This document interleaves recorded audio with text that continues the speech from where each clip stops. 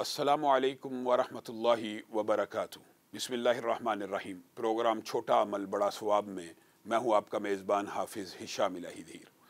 معزز سامعین گرامی قدر، ہم نے آپ کے سامنے بہت سے ایسے اعمال رکھے ہیں جو کرنے میں بہت چھوٹے ہیں اور اجر و ثواب کے حوالے سے بہت زیادہ ہیں۔ انہی میں سے ایک عمل جو آج آپ کے سامنے رکھنا مطلوب ہے وہ یہ ہے کہ حفاظت زبان۔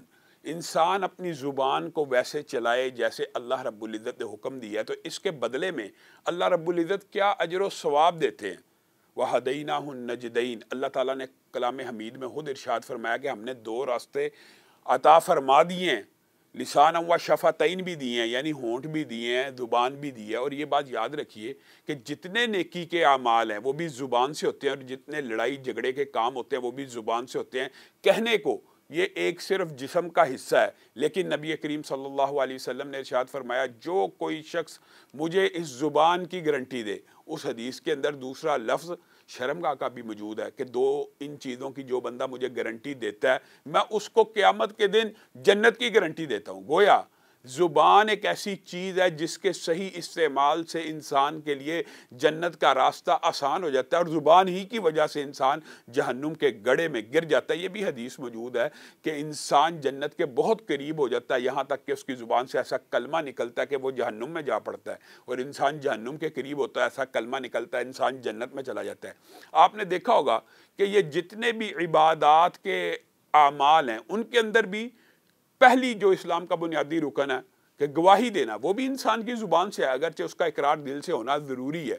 تو گویا زبان ایک ایسی چیز ہے جس کی وجہ سے انسان کسی کا دل بھی جیت لیتا ہے، نرم کلمات کے ذریعے انسان لوگوں کے دلوں میں گھر بھی کر لیتا ہے، اور یہی وہ زبان ہے کہ جس کا زخم کبھی مندمل بھی نہیں ہوتا۔ تلوار کا زخم بھر جاتا ہے، دانا نے کہا، اقوال زری موجود ہیں، لیکن زبان کا لگایا ہوا زخم کبھی بھی نہیں بھرتا۔ من حسن الاسلام المرء ترکہ ما لا یعنیہ، یہ کتنی عظیم ایک قول ہے۔ اگر میں اور آپ صرف اس قول کو اپنا لیں تو ہماری زندگی بدل جائے۔ نبی کریم صلی اللہ علیہ وسلم نے کہا اسلام کی بہترین بات یہ ہے ترکہ ما لا یعنیہ، ہر اس بات کو چھوڑ دیا جائے، ہر اس کام کو بھی چھوڑ دیا جائے جس میں بندہ مومن کا فائدہ نہیں۔ اس بات کا کیا مطلب ہے؟ بندہ مومن کے دو فائدے ہوتے ہیں دنیا کے اندر، ایک جو آخرت میں وہ ذخیرہ کر رہا ہے اعمال، دوسرا جو دنیا گزارنے کے لیے رزق یا اموال یا مال اکٹھا کر رہا ہے۔ یہ دو چیزیں ہیں۔ اگر ان دو چیزوں کے علاوہ انسان کسی بھی کام میں مشغول ہے تو وہ لا یعنی چیز میں مشغول ہے۔ کیا مطلب؟ انسان یا تو عبادت کر رہا ہے، یا ذکر کر رہا ہے، یا رزق حلال کی تلاش میں پھر رہا ہے، یہ سب باتیں ٹھیک ہیں۔ ایک انسان گھر بیٹھا ہے، لغو چینل لگا لیتا ہے ٹی وی کا، ویڈیو دیکھ رہا ہے، فلمیں دیکھ رہا ہے، ناول پڑھ رہا ہے، ڈائجسٹ پڑھ رہا ہے۔ آپ بتائیے من حسن الاسلام المرء ترکہ ما لا یعنی میں یہ بات شامل ہے کہ نہیں؟ بتائیے۔ یہ اس طرح کی فلمیں دیکھنا یا اس طرح کے ناول پڑھنا، ڈائجسٹ پڑھنا، جن کا نہ دنیا میں فائدہ ہے نہ آخرت میں فائدہ ہے، بندہ مومن کے لیے یہ بات ویسے ہی زیب نہیں دیتی۔ اور نبی کریم صلی اللہ علیہ وسلم نے ارشاد فرمایا من کان یؤمن باللہ والیوم الآخر فلیقل خیرا او لیصمت۔ بہترین بندہ کون ہے؟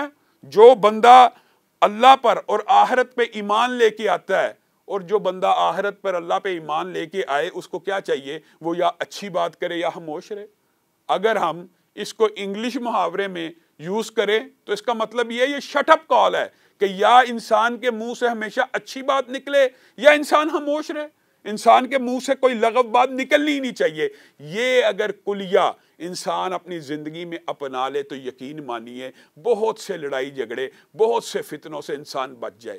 نبی کریم صلی اللہ علیہ وسلم کی مشہور حدیث ہے، عقبہ بن عامر، نجات کس میں ہے اللہ کے رسول؟ نجات اس میں ہے کہ تو اپنے گھر میں ٹکا رہے، اپنی غلطیوں کے اوپر آنسو بہا، اور اپنی زبان کو پکڑ لے، اپنی زبان کو روک لے، اپنی زبان کو بری بات سے بچا لے۔ یعنی اس بات کا مطلب یہ ہے کہ تیری زبان سے جب بھی بات نکلے اچھی بات نکلے، بری بات کرنے کا نہ دنیا میں فائدہ ہے نہ آخرت میں فائدہ ہے۔ اس حوالے سے محدثین اور مفسرین نے بڑے لمبے چوڑے ابواب لکھے ہیں کہ صرف زبان ایک ایسی چیز ہے کہ اگر انسان اس کی صحیح معنوں میں حفاظت کر لے تو نبی کریم صلی اللہ علیہ وسلم کی اس گارنٹی کے تحت سیدھا جنت میں چلا جائے گا۔ اور دیگر احادیث اس بات کے اوپر دلالت کرتی ہیں۔ آپ کے سامنے ایک چھوٹی سی بات رکھتا ہوں، امام ذہبی نے اس حدیث کو صحیح لکھا ہے۔ ایک عورت تھی، وہ بہت عبادات کیا کرتی تھی، رات کو تہجد پڑھا کرتی تھی، کلام اللہ کی تلاوت کیا کرتی تھی، لیکن اس کی زبان کی شر کی وجہ سے اس کا ہمسایہ محفوظ نہیں تھا۔ نبی کریم صلی اللہ علیہ وسلم کے پاس اس کا مقدمہ لایا گیا کہ وہ عورت ساری رات تو عبادت کرتی ہے، لیکن اس کی زبان سے اس کا صرف ہمسایہ، یہ یہاں پہ رشتہ داروں کی بات نہیں ہو رہی، قریبی اعزاء و اقارب کی بات نہیں ہو رہی، ساتھ والے ہمسائے کی بات ہو رہی ہے جو وراثت میں شامل نہیں ہے، جو اس کا رشتہ دار نہیں ہے، وہ اس عورت کے زبان کے شر سے محفوظ نہیں ہے۔ تو نبی کریم صلی اللہ علیہ وسلم نے ارشاد فرمایا تھا، لا خیر فیہا، اس عورت میں کوئی خیر نہیں، ہی فی النار، نعوذ باللہ، وہ آگ میں چلی جائے گی۔ رات کی تہجد گزار، عبادت گزار، اگر زبان کی شر سے ہمسایہ محفوظ نہ ہو، نبی کریم صلی اللہ علیہ وسلم اس کو کہہ رہے ہیں کہ وہ آگ میں چلی جائے گی۔ اللہ ہم سب کو اس بات سے محفوظ رکھے۔ اور دوسرا واقعہ بھی موجود ہے کہ آپ کے پاس یہ بات لائی گئی کہ ایک عورت ہے، وہ اتنی عبادت تو نہیں کرتی، وہ اتنے اللہ رب العزت کی عبادت کے احکامات، فرض نماز، فرائض جو ہیں ان میں غفلت اللہ رب العزت قبول نہیں کرتا، فرائض پورے کرتی ہے لیکن نوافل اتنے نہیں پڑھتی، لیکن اس کے ہمسائے اس سے خوش ہیں۔ تو نبی کریم صلی اللہ علیہ وسلم نے کہا تھا کہ یہ عورت جنت میں چلی جائے گی۔ یہ بات یاد رکھیے کہ زبان ایک ایسی چیز ہے کہ سارے جسم کے اعضاء صبح صبح زبان کی بارگاہ میں آ کے پیش ہوتے ہیں۔ یہ بھی حدیث کے مفہوم سے بات نکلتی ہے، اور زبان کو آ کے کہتے ہیں سیدھی رہنا، ورنہ تیری وجہ سے ہمارے میں بگاڑ پیدا ہوگا۔ کیا مطلب؟ انسان کی زبان ہے، جھوٹ تو انسان کی زبان بولے گی، غیبت تو انسان کی زبان نے کرنی ہے، گالی تو انسان کی زبان نے نکالنی ہے، عذاب کس نے بھگتنا ہے؟ دنیا کے اندر بھی لڑائی جھگڑے کے اندر استعمال زبان نے ہونا ہے، لیکن سزا کبھی ہاتھوں کو ملنی ہے، کبھی جسم کو ملنی ہے۔ اسی طرح کل قیامت کے دن بھی زبان کی ہوئی برائیوں کی وجہ سے سارے اعضاء عذاب کا شکار ہوں گے۔ اسی لیے زبان کے پاس آتے ہیں کہ اللہ کے لیے سیدھی رہیں، اللہ کے لیے اپنے آپ کی حفاظت کریں، اللہ کے لیے اپنے آپ کو کجی اور ٹیڑھ پن کے اوپر نہ رکھیں، تاکہ ہم سارے کے سارے اعضاء محفوظ رہ سکیں۔ تو معزز سامعین گرامی قدر، مجھے اور آپ کو یہ بات آج کے بعد ذہن نشین کر لینی چاہیے کہ نبی کریم صلی اللہ علیہ وسلم نے اتنے سنہری 3 باتیں ہمارے اگر دل میں اتر جائیں تو ہم یقین مانیے اس ساری چیز کو کوپ کر سکتے ہیں۔ کس طرح؟ نمبر 1 بات، من حسن الاسلام المرء ترکہ ما لا یعنی، جو چیز بندہ مومن کے لیے فائدہ مند نہیں ہے نا، اس چیز کے پیچھے پڑے ہی نہ۔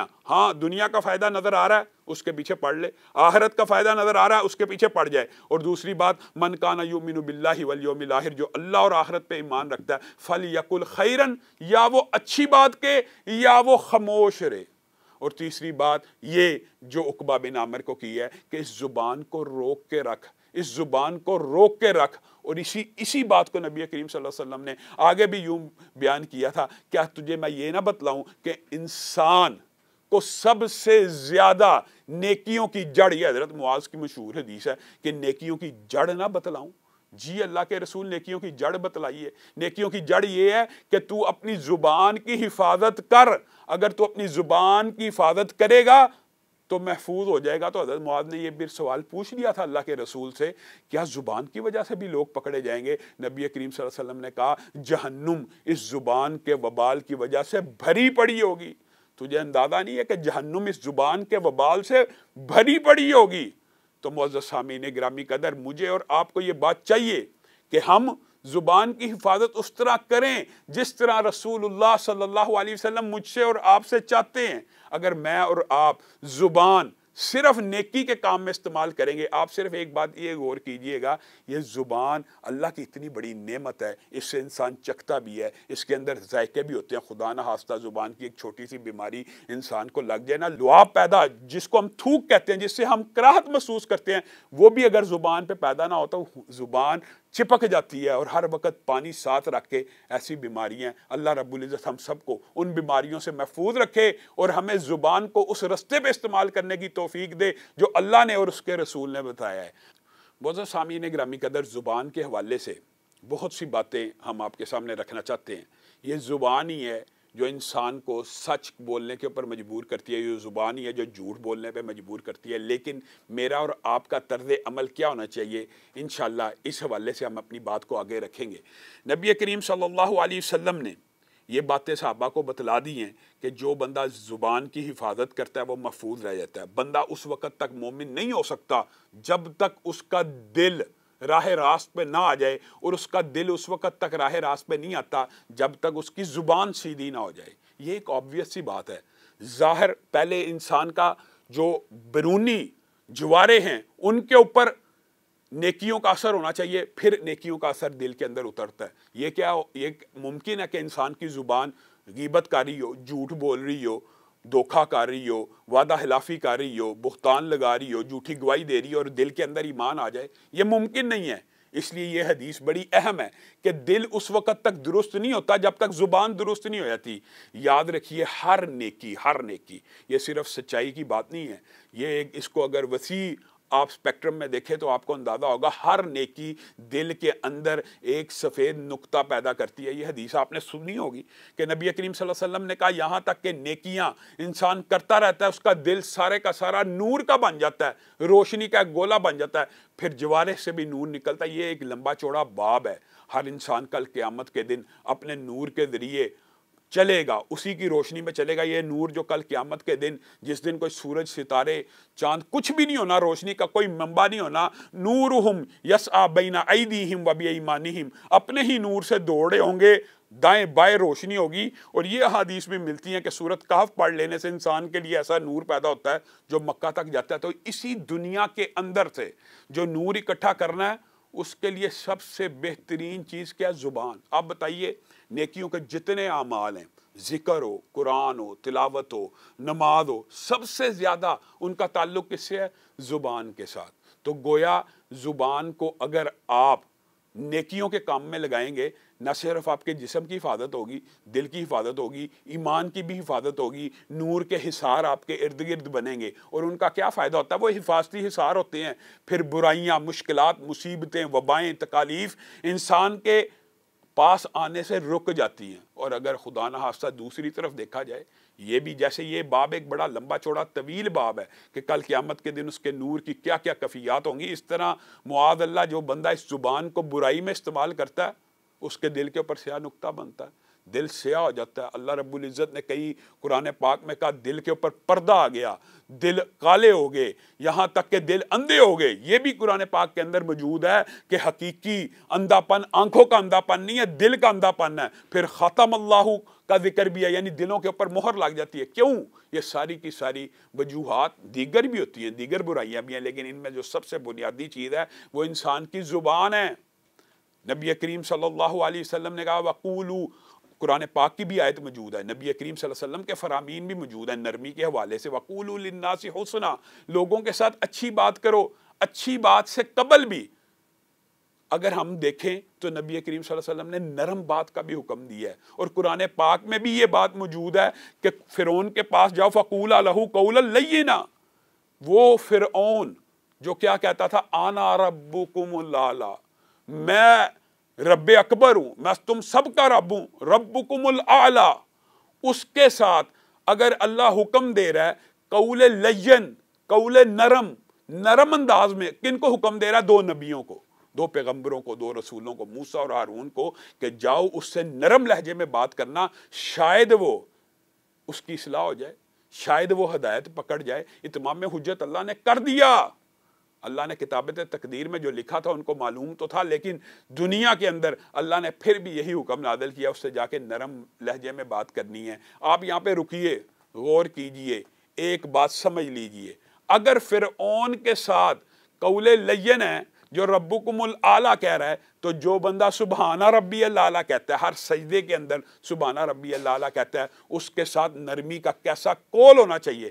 نرم مزاجی کے حوالے سے بھی چند باتیں یاد رکھیے۔ نبی کریم صلی اللہ علیہ وسلم نے کہا جنت بھری ہوئی ہے نرم مزاج لوگوں کی وجہ سے۔ جو لوگ نرمی اختیار کرتے ہیں، اللہ رب العزت ان کے اعمال کے اندر برکت بھی پیدا کرتا ہے اور ان کے اعمال مزین کر دیتا ہے۔ نبی کریم صلی اللہ علیہ وسلم سختی کرنے والے نہیں تھے، حتیٰ کہ نبی کریم صلی اللہ علیہ وسلم کی نرمی کے تو واقعات مشہور ہیں۔ ایک عرابی مسجد النبوی کے اندر آ کے آپ بتائیے، میں اور آپ اگر ہمارے ساتھ یہ واقعہ ہو جائے تو میرا آپ کا طرز عمل کیا ہونا چاہیے، اور جو ہونا چاہیے وہ کیا اور ہوگا کیا وہ بھی دیکھ لیں۔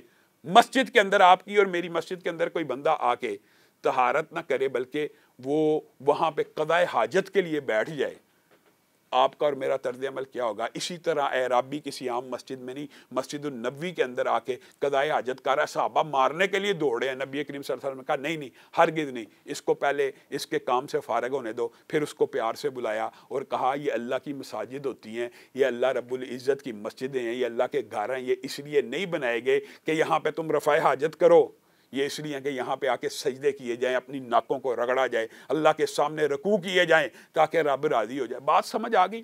حتیٰ کہ نبی کریم صلی اللہ علیہ وسلم کے پاس ایک مرتبہ ایک بدو آیا، اس نے نبی کریم صلی اللہ علیہ وسلم کے گردن کے اندر ایک رومال ڈال لیا اور نبی کریم صلی اللہ علیہ وسلم کو کھینچنے لگا۔ صحابہ کو غصہ آنا، ان کے سردار ہیں، ان کے آقا ہیں، مارنے کے لیے دوڑے۔ نبی کریم صلی اللہ علیہ وسلم نے کہا رک جاؤ، اور وہ آ کے نبی کریم کو کیا کہہ رہا ہے؟ مجھے وہ مال میں سے جو اللہ نے آپ کو دیا کچھ دیں۔ نبی کریم صلی اللہ علیہ وسلم اس کو بھی عنایت کرتے ہیں، اور حضرت انس بیان کرتے ہیں کہ نبی کریم صلی اللہ علیہ وسلم کے ساتھ 10 برس رہا، 10 برس رہا، ایک مرتبہ بھی کبھی نبی کریم صلی اللہ علیہ وسلم سے ڈانٹ نہیں پڑی، گالی نہیں کھائی، حتیٰ کہ آپ کو وضو کراتے وقت بھی کئی مرتبہ برتن ٹوٹ جاتا، کئی اور غلطیاں ہو جاتی ہیں، خادموں سے غلطیاں ہو جاتی ہیں، میں نے نبی کریم صلی اللہ علیہ وسلم کی زبان سے کبھی گالی نہیں سنی۔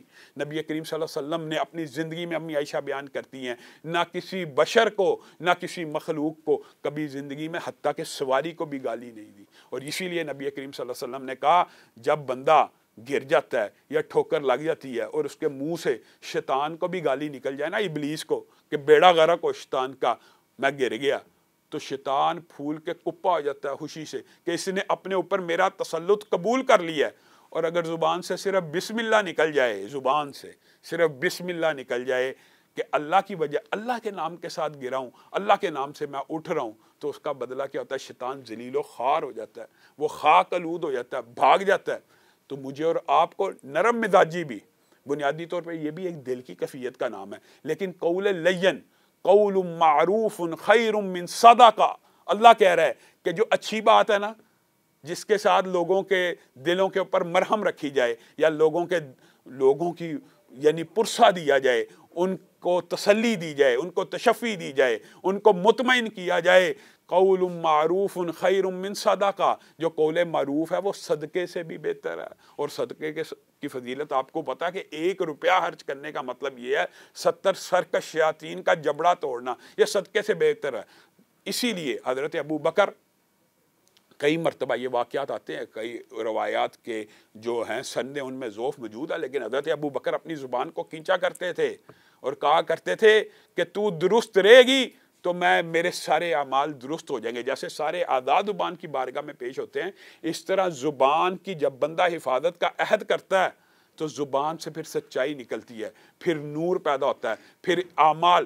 نبی کریم صلی اللہ علیہ وسلم نے کہا انسان سچ بولتا ہے، یہاں تک کہ سچ بولتا بولتا اس کو سچوں میں لکھ دیا جاتا ہے، اور انسان جھوٹ بولنا شروع کر دیتا ہے تو اس کو جھوٹوں میں لکھ دیا جاتا ہے۔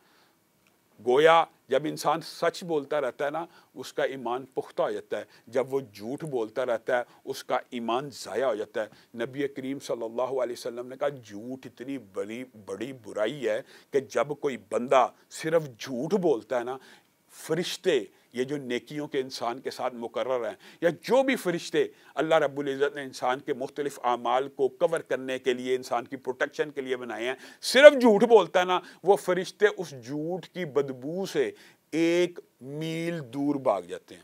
اللہ رب العزت ہمیں زبان کی قباحتوں، زبان کی خیانتوں سے محفوظ فرمائے۔ معزز سامعین گرامی قدر، آج ہم آپ سے لیتے ہیں یہاں پہ اجازت، انشاءاللہ کل اسی پروگرام کے اندر اسی موضوع کو آگے بڑھائیں گے۔ السلام علیکم ورحمۃ اللہ وبرکاتہ۔